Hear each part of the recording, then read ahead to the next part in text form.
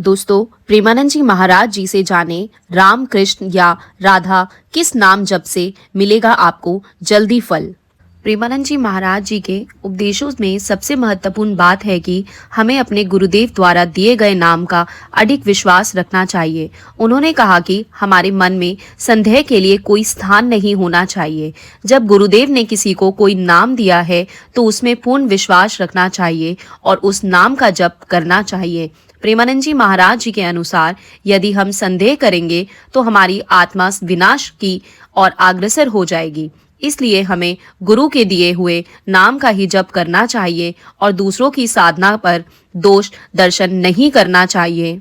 प्रेमानंद जी महाराज जी ने कहा कि भगवान को पुकारने का तरीका या उच्चारण उतना महत्वपूर्ण नहीं है जितना कि भाव। यदि कोई भक्त भगवान को सच्चे भाव से पुकारता है, भले ही वह उच्चारण में त्रुटि कर रहा हो, भगवान उसकी पुकार सुनते हैं। प्रेमानंद जी महाराज जी ने उदाहरण दिया कि यदि कोई भक्त कृष्ण कन्हैया कहता है तो भी भगवान प्रसन्न हो जाते हैं, क्योंकि भगवान भाव के अनुसार कृपा करते हैं, न कि मात्र उच्चारण के आधार पर। प्रेमानंद जी महाराज जी ने बताया कि व्याकरण का ज्ञान अपनी जगह है, लेकिन साधना में भाव प्रमुख होता है।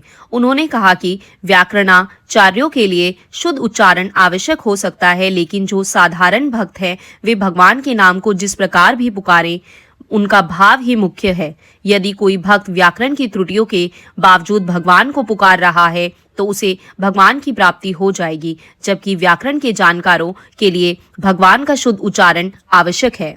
प्रेमानंद जी महाराज ने ब्रज भाषा का उदाहरण देकर समझाया कि किस प्रकार से ब्रज में भगवान के नाम का उच्चारण किया जाता है।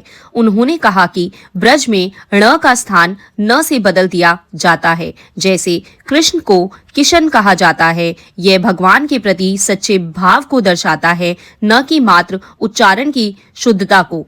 ब्रज भाषा में भगवान के नाम का जप करने वाले भक्तों को भगवान की कृपा प्राप्त होती है, चाहे वे शुद्ध उच्चारण करे या नहीं। प्रेमानंद जी महाराज ने राधा कृष्ण की उपासना के महत्व पर भी जोर दिया। उन्होंने कहा कि जब हम राधा नाम का जप करते हैं तो श्री कृष्ण जी प्रसन्न होते हैं। इसी प्रकार जब हम श्री कृष्ण का नाम लेते हैं तो राधा जी प्रसन्न होती हैं। यह युगल उपासना का महत्व दर्शाता है, जिसमें राधा और कृष्ण दोनों की समान महत्ता है। उन्होंने कहा कि ब्रजवासियों की उपासना में राधा और कृष्ण दोनों का नाम साथ साथ लिया जाता है, जिससे भक्तों को विशेष कृपा प्राप्त होती है। प्रेमानंद जी महाराज ने भक्ति के मार्ग को स्पष्ट किया और कहा कि यदि हम सही तरीके से भक्ति करेंगे तो हमें निश्चित रूप से भगवान की प्राप्ति होगी। उन्होंने कहा कि यदि किसी का जीवन समाप्त हो जाता है और उसे भगवान का साक्षात्कार नहीं हुआ है तो उसका साधना का फल नष्ट नहीं होता। अगले जन्म में वह उसी स्थान से अपनी साधना प्रारंभ करेगा जहां उसने पिछली बार छोड़ा था।